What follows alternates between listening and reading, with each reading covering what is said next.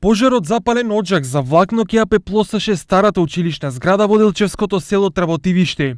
По завршувањето на часовите, пожарот кој најверојатно тргнал од запален оджак го забележале жители на селото кои живеат непосредно до училиштето, пошто веднаш повикале помош од територијалната противпожарна единица од Делчево. Интервенирано е со две противпожарни возила Сканија, наволно возило и ФАП 14.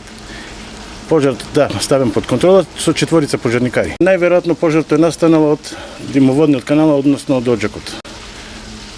Таму беше главното жариште на оджакот, тоа на пожарот, и ние интервениравме таму во почетна фаза и после со пуштање на две линии го локализиравме пожарот и после целосно го изгаснаме.